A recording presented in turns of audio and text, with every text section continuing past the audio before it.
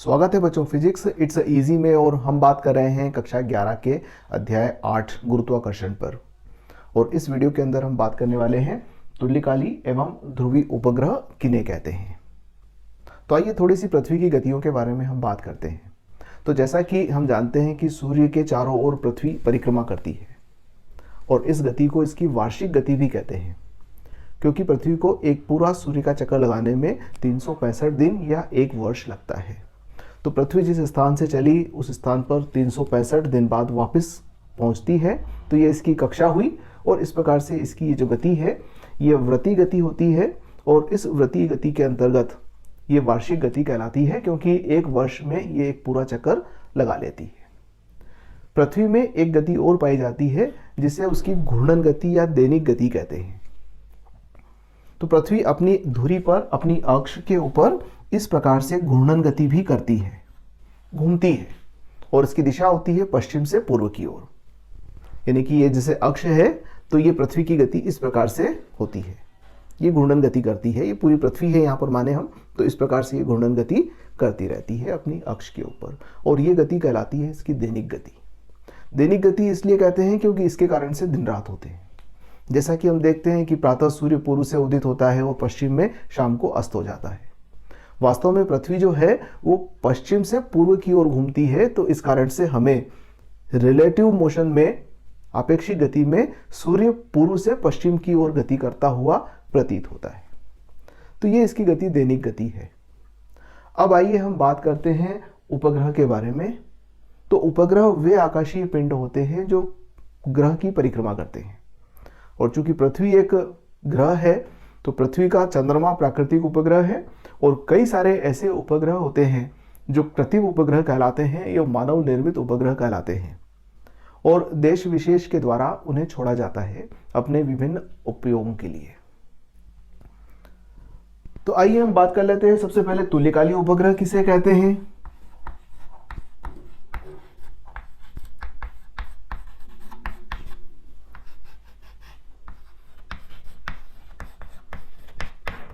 तुल्यकाली उपग्रह की परिभाषा होगी कि वह उपग्रह जो पृथ्वी की परिक्रमा 24 घंटे में पूर्ण कर लेता है, अर्थात वह उपग्रह जो पृथ्वी के चारों ओर एक पूरा चक्कर 24 घंटे में लगा लेता है, 24 आवर्स में लगा लेता है, ऐसे उपग्रह को तुल्यकाली उपग्रह कहा जाता है। एक शर्त है कि वो 24 घंटे में अपना एक पूर्ण चक्कर लगा लेगा। अब इसका फायदा क्या हुआ कि जैसे कल्पना कीजिए कि ये हमारी पृथ्वी है और ये पृथ्वी पर भारत की स्थिति है, और भारत ने एक उपग्रह छोड़ा जो यहाँ पर स्थित है। अब क्या हो रहा है कि पृथ्वी घूम रही है, तो पृथ्वी के साथ साथ भारत भी अक्ष पर घूम रहा है। तो जब भारत यहाँ से यहाँ आएगा, अर्थात 6 घंटे में वो अपने 90 डिग्री से घूम जाएगा, तो उपग्रह भी 6 घंटे में 90 डिग्री से घूमकर यहाँ आ जाएगा। जब 12 घंटे के बाद में भारत की स्थिति यहाँ होगी तो उपग्रह भी इस स्थिति में होगा। उसके बाद में 18 घंटे में जब भारत की स्थिति ये होगी तो उपग्रह भी इसी स्थिति में होगा, और 24 घंटे में जब भारत घूमकर वापस यहाँ आएगा तो उपग्रह भी यहाँ आ जाएगा। आप समझ गए होंगे कि यह भारत के बिल्कुल सामने ही बना हुआ है।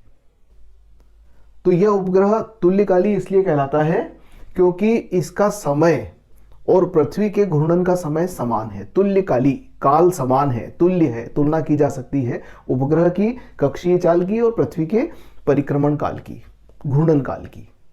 तो इसलिए तुल्यकाली उपग्रह कहा है। और चूंकि यह हमेशा भारत के बिल्कुल सामने रहता है तो एक तरीके से यह भारत की आंख है जो पूरे भारतवर्ष के ऊपर निगाह रखती है, वहां होने वाली घटनाओं को लगातार ऑब्जर्व करती रहती है। तो प्रत्येक देश अपने यहाँ पर विभिन्न प्रयोजनों के लिए इस प्रकार के उपग्रह को छोड़ते हैं, और यह उपग्रह पृथ्वी के सापेक्ष स्थिर प्रतीत होते हैं। जैसे कि हम एक पेड़ को देखते हैं कि जो घर के सामने पेड़ लगा हुआ है वो हमेशा वहीं दिखाई देता है। कारण यह है कि हमारा घर जिस गति से घूम रहा है उसी गति से पेड़ भी घूम रहा है। तो यह उपग्रह जो है ये पृथ्वी के बिल्कुल सामने वहीं स्थित रहता है। पृथ्वी घूमती है तो ये भी घूमता है और उसी समय में एक पूरा चक्कर लगा लेता है। इस प्रकार से हम कह सकते हैं कि यह भू-स्थायी उपग्रह भी कहलाते हैं। तो तुल्यकाली उपग्रह को हम भू-स्थायी उपग्रह भी कहते हैं।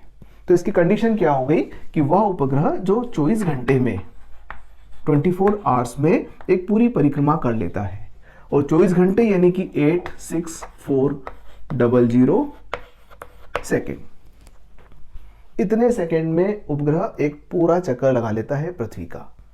तो यह तुल्यकालिक उपग्रह कहलाता है।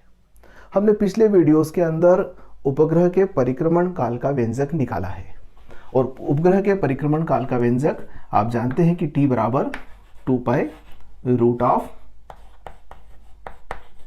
r प्लस h का क्यूब अपॉन gr स्क्वायर,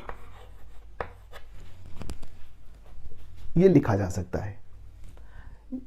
पृथ्वी की सतह पर गुरुत्वीय त्वरण, पृथ्वी की त्रिज्या, पृथ्वी के तल से उपग्रह की ऊंचाई और यह परिक्रमण काल हुआ। तो यदि यहाँ पर हम 86,400 सेकेंड रख दें, और जैसा कि हम जानते हैं कि g का मान होता है 9.8 मीटर प्रति सेकेंड वर्ग, और पृथ्वी की त्रिज्या है 6,400 यानी कि 6.4 इंटू 10⁻6 मीटर। तो g का मान हम रख सकते हैं, r का मान हम रख सकते हैं, t का मान हमारे पास में है। तो इन सभी मानों को रखकर यदि h की गणना की जाए तो h का मान आता है 35,600 किलोमीटर, या लगभग हम इसे कहते हैं 36,000 किलोमीटर, या फिर इसको मीटर में प्रकट करना हो तो 3.6 इंटू 10⁻1 2 3 4 और 3 और हो जाएगी तो 7 मीटर। तो 3.6 इंटू 10⁻7 मीटर, या ज़्यादा कॉमन है 36,000 किलोमीटर की ऊंचाई पर। तो इस उपग्रह को कहाँ स्थापित करना पड़ेगा? 36,000 किलोमीटर की ऊपर कक्षा में स्थापित करना पड़ेगा। अब ये जो उपग्रह होते हैं, ये इस पृथ्वी का ये जो तल है, इस तल के परितः चक्कर लगाते हैं। मतलब इनकी जो गति होती है वो इस प्रकार से होती है।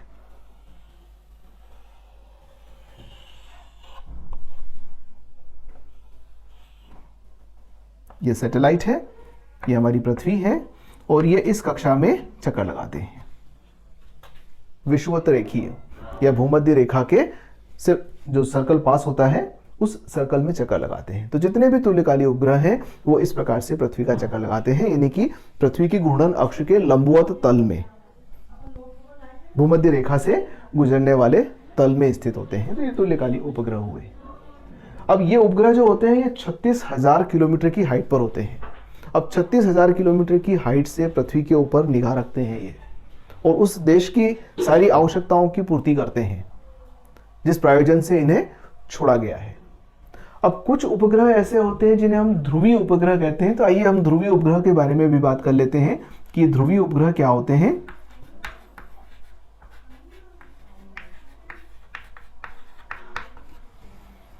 तो जैसा कि हमने पिछली बार देखा था कि किसी भी वस्तु को यदि हमें उपग्रह बनाना है तो हमें उसे एक निश्चित कक्षीय चाल देना पड़ेगी, और एक निश्चित ऊंचाई के लिए कक्षीय चाल का मान नियत होता है।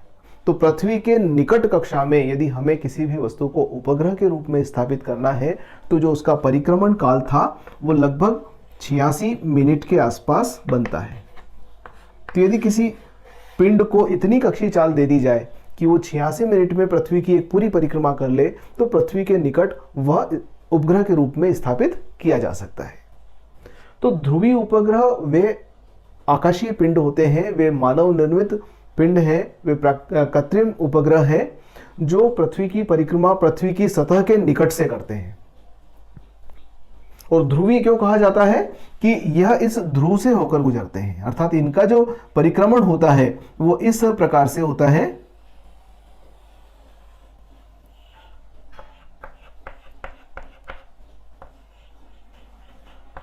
पोलर सैटेलाइट और ये जियो स्टेशनरी सैटेलाइट, और ये जो पोलर सैटेलाइट होते हैं ये इस प्रकार से, जैसे ये पृथ्वी का उत्तरी ध्रुव है या दक्षिण ध्रुव है, तो ये पृथ्वी की परिक्रमा इस प्रकार से करते हैं। उत्तर ध्रुव के ऊपर से गुजरते हैं और दक्षिण ध्रुव के ऊपर से भी गुजरते हैं। अब आप देखिए होता क्या है कि यह परिक्रमा इस प्रकार से करते रहते हैं अपनी कक्षा में, इनकी कक्षा स्थिर होती है, और पृथ्वी जो है वो ऐसे घूमती रहती है। तो पृथ्वी 24 घंटे में यह उपग्रह, इस उपग्रह के सामने से पृथ्वी का हर एक हिस्सा गुजर जाता है। ध्यान दीजिएगा, पृथ्वी ऐसे घूम रही है, उपग्रह ऐसे घूम रहा है। तो अभी जब वो यहां से निकला तो उसने इस पट्टी के जो देश थे उनको ऑब्जर्व किया। अगली बार 1 घंटे के बाद, 1.5 घंटे के बाद फिर वो वापस आएगा, जितने पृथ्वी थोड़ा सा घूम जाएगी तो उसके आगे वाले देश के सामने से गुजरेगा। फिर 1.5 घंटे के बाद में फिर वो वापस जब इधर आएगा तो पृथ्वी थोड़ा और घूम जाएगी, तो इस प्रकार से उसके आगे वाले देश के सामने से गुजरेगा। तो इस प्रकार से यह उपग्रह पृथ्वी के पूरे पृष्ठ का ऑब्जर्वेशन कर लेते हैं या चित्रण कर लेते हैं। सपोज भारत ने कोई उपग्रह छोड़ा है तो भारत दुनिया के तमाम देशों के ऊपर इस उपग्रह के माध्यम से एक निगाह रख सकता है कि कहां क्या हलचल हो रही है पृथ्वी की सतह पर। तो प्राकृतिक घटनाओं के बारे में भविष्यवाणियां करने में मौसम विभाग को इस प्रकार के उपग्रह काफी मददगार होते हैं। दूसरा, चूंकि पृथ्वी की सतह के नजदीक घूमते हैं इसलिए इनमें हाई रिजोल्यूशन कैमरे लगा देने पर पृथ्वी के सतह का बहुत अच्छे से चित्रण कर सकते हैं ये। तो पृथ्वी की गतिविधियों को काफी माइन्यूटली ऑब्जर्व किया जा सकता है इस प्रकार के ध्रुवीय उपग्रहों की सहायता से। परिभाषा आई थिंक क्लियर हो गई होगी कि वे उपग्रह जो पृथ्वी की परिक्रमा अक्ष के अनुदिश करते हैं, अर्थात उत्तरी ध्रुव और दक्षिणी ध्रुव से होकर गुजरते हुए परिक्रमा करते हैं, ऐसे उपग्रह को हम ध्रुवीय उपग्रह कहते हैं। तुलनात्मक रूप से यह पृथ्वी की सतह के नजदीक परिक्रमा करते हैं। इनका परिक्रमण काल लगभग 1.5 घंटे के आसपास होता है। तो इस प्रकार से उपग्रह जो है वो पृथ्वी का पूरा चित्रण कर लेते हैं। आपने देखा होगा हम मोबाइल के ऊपर देखते हैं गूगल मैप वगैरह में, तो गूगल मैप में हम अपने घर की लोकेशन देख सकते हैं। घर के लोकेशन में अगर कार खड़ी हुई है, घर के बाहर कार खड़ी हुई है तो हम उसको भी आसानी से देख सकते हैं। इवन हम मोटरसाइकिल भी देख सकते हैं।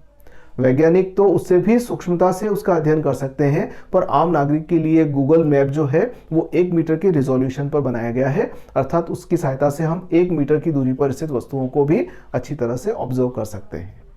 तो ये सब संभव हो पाता है ध्रुवीय उपग्रहों के माध्यम से। तो ऐसे सैटेलाइट्स क्या कहलाते हैं? पोलर सैटेलाइट्स कहलाते हैं। ये पृथ्वी की सतह के काफी नजदीक से गति करते हैं। अब एक बात और बच जाती है जिस पर हम लोगों को बात कर लेना चाहिए, उसे कहते हैं भारहीनता, वेटलेसनेस। जैसा कि हम जानते हैं कि हम अगर सतह पर खड़े होंगे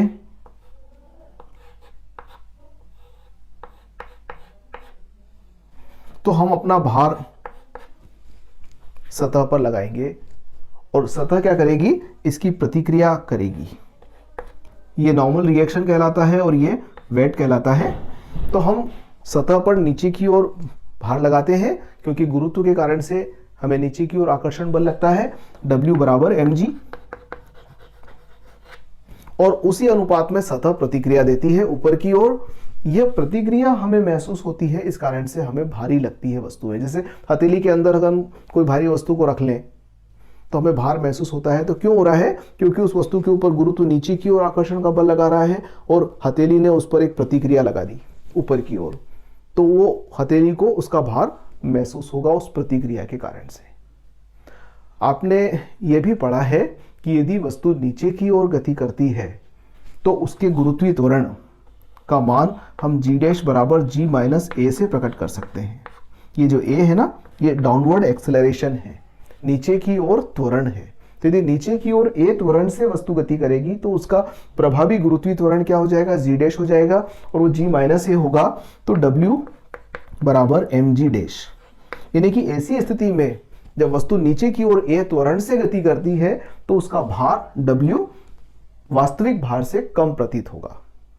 अब कल्पना करो कि वस्तु नीचे की ओर g त्वरण से गति करेगी तो g माइनस g बराबर 0 हो जाएगा।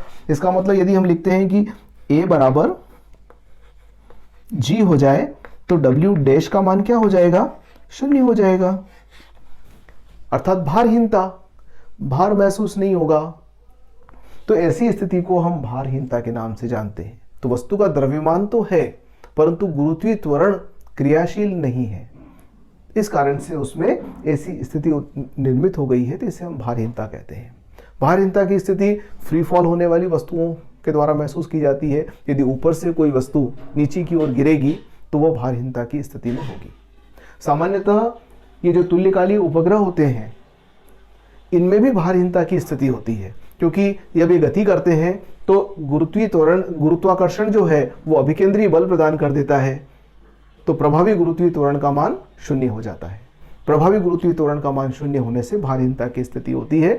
तो हम देखते हैं कि जितने स्पेस सैटेलाइट्स होते हैं, स्पेस स्टेशन बने हुए हैं जहाँ पर वैज्ञानिक जाते हैं और प्रयोग करते हैं, तो वहाँ पर वो हवा के अंदर जैसे तैरते रहते हैं, इस प्रकार से उड़ते रहते हैं। वहाँ पर यदि हम इस चौक को छोड़ देंगे तो ये चौक अपनी जगह पर स्थिर बनी रहेगी, यदि हम इसको धक्का दे देंगे तो यहाँ चली जाएगी। तो इस प्रकार से ये वस्तुएं हवा में तैरने लगती है भारहीनता के कारण से। तो हमने गुरुत्वाकर्षण 8वां अध्याय जो है वो पूरा कर लिया है। इसके 9 वीडियोस हैं। आपने यदि पुराने वीडियोस नहीं देखे हैं तो डिस्क्रिप्शन में आपको लिंक मिलेगा, उसकी सहायता से आप पूरे चैप्टर को कर सकते हैं। धन्यवाद।